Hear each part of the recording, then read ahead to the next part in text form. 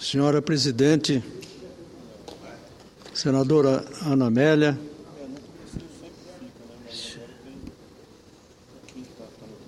Senhora Senadora Ângela Portela, senhores senadores,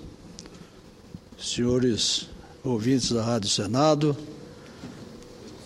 senhores telespectadores da TV Senado. Senhora Presidente, recentemente publiquei um artigo na mídia de meu estado, cujo título é Esqueceram Rio Branco, no qual discorria sobre a incipiência da diplomacia brasileira.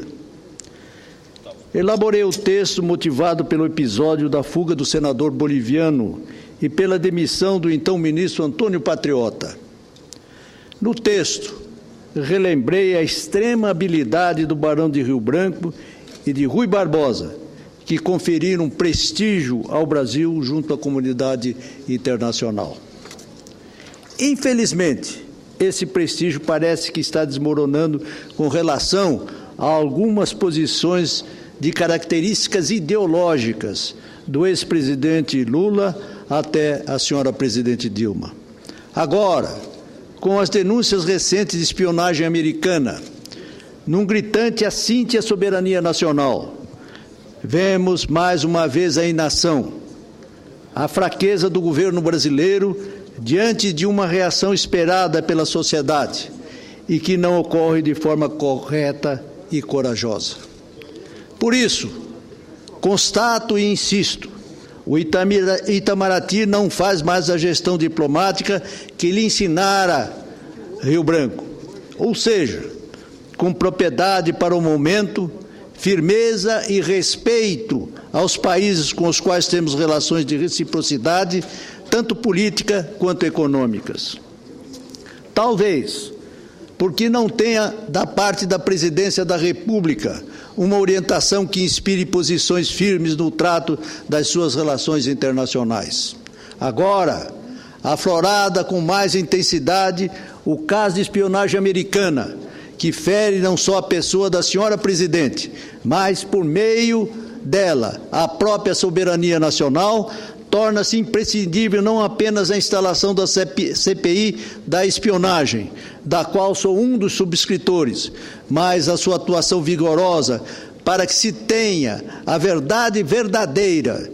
da extensão das ações da Agência de Segurança Nacional Americana, NSA.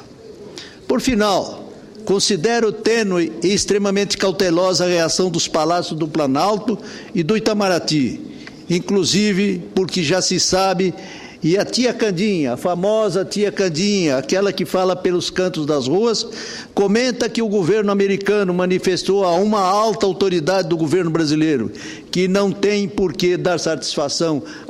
da sua espionagem. Senhora Presidente, agora mudo de assunto para dizer que o Senado está acolhendo nesse instante representantes de associações nacionais das carreiras de advocacia do Estado, das 3 esferas da Federação, nacional, estadual e municipal, sob o mote autonomia para defender o que é do povo brasileiro. Fui honrado, senhora Presidente, como creio que Vossa Excelência e todos os demais senadores, com o convite para participar de ato público hoje no auditório Petrônio Portela, pela Associação dos Procuradores do Estado de Mato Grosso do Sul, e desejo, pois, desta tribuna, que tem repercussão nacional, me solidarizar com os propósitos que levam tais entidades a proclamar a importância de políticas públicas que ampliem a proteção do erário e propiciem informações que levem à legalidade dos atos administrativos dos agentes públicos. Faço especial referência ao Movimento Nacional pela Advocacia Pública e à Associação dos Procuradores do Estado de Mato Grosso do Sul, na figura de seu presidente, Dr. Fábio Rum Capucho. Na condição de senador da República e bacharel de Direito, sei perfeitamente da importância que a autonomia funcional, administrativa e financeira assume para as instituições como a Advocacia Geral da União, a Procuradoria da Fazenda Nacional, a Procuradoria-Geral Federal, a Procuradoria das Autarquias e Procuradoria dos Estados, do Distrito Federal e dos municípios. Em especial, cabe sublinhar que tal autonomia já é assegurada a todas as outras funções essenciais da Justiça, previstas pela Constituição da República Federativa do Brasil. Senhoras senadores e senhores senadores, digo-lhes com orgulho que fui deputado federal constituinte e, nessa condição, percebo claramente que o espírito da Constituição Cidadã, como a denominou o inesquecível Ulisses Guimarães, enfecha as instituições típicas do Estado, as que exercem função essencial à justiça, em um mesmíssimo quadrante, procurando fornecer-lhes os mesmos privilégios e vedações, conforme sua respectiva área de competência, sem quaisquer desníveis ou graduações. Infelizmente, ainda que o Ministério Público e a Advocacia Pública estejam no mesmo patamar constitucional, conforme assegura o título 4º romano, capítulo 4 da Condição de Funções Essenciais da Justiça, falta, na prática, uma simetria quanto a seu tratamento. Os avanços institucionais obtidos pelo Ministério Público não são de todos desejáveis, mas, por outro lado, a inexistência da similaridade de prerrogativas faz com que haja um desequilíbrio no exercício de suas respectivas competências, pois não são raros os momentos em que tais instituições encontram-se defendendo posições jurídicas antagônicas, seja em ações civis públicas, seja em ações de improbidade ou defesa dos agentes públicos. Senhora Presidente, muito se esquece que a advocacia pública está formalmente afastada do esquema organizatório dos poderes da República, não se vinculando a quaisquer deles. Das 3 esferas de governo, ela exerce a defesa dos interesses do Estado. Ao conferir o assessoramento jurídico do Poder Executivo, sem se imiscuir propriamente no mérito das escolhas, permite a perfeita execução das políticas públicas, a proteção do erário, a legalidade dos atos administrativos, além de prevenir ilícitos e evitar a judicialização excessiva dessas políticas. Nesse sentido,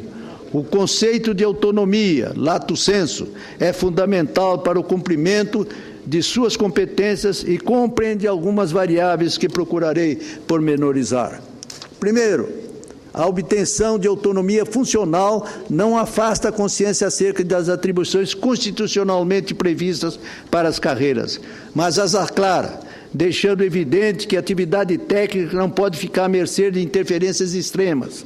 de ordem política ou pseudo-hierárquica, sob o risco de se tornar sem sentido a própria atividade de controle e responsabilização, abrindo um largo caminho para desmandos, omissões e atos fraudulentos. Segundo, a autonomia administrativa obedece a uma diretriz de racionalização de meios e estrutura, conferindo ao próprio órgão as competências para disciplinar e implementar sua organização e funcionamento, algo que resta indiscutível em qualquer teoria das organizações. Terceiro, a autonomia financeira diz respeito à possibilidade de o órgão elaborar e fazer cumprir sua proposta orçamentária, condicionada, obviamente, à Lei de Diretrizes Orçamentárias e ao seu exame de aprovação pelo Congresso Nacional e à Presidência da República, em perfeita conformidade com a ordem vigente. Estou concluindo, senhora Presidente.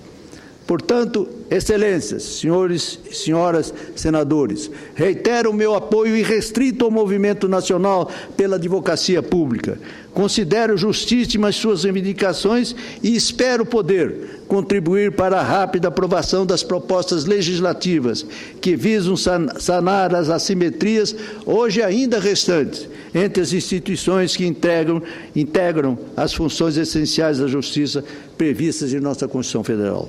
O que está em jogo, senhora Presidente, não é uma filigrana relativa ao status legal ou simples delimitação de áreas de competência. Trata-se de um rico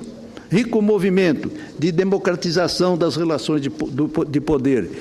que se está desenrolando diante de nossos olhos e que, ao cabo, haverá de dar ao Brasil uma justiça mais sólida, eficiente e equilibrada. É disso que se trata, senhora presidente. Muito grato pela sua atenção.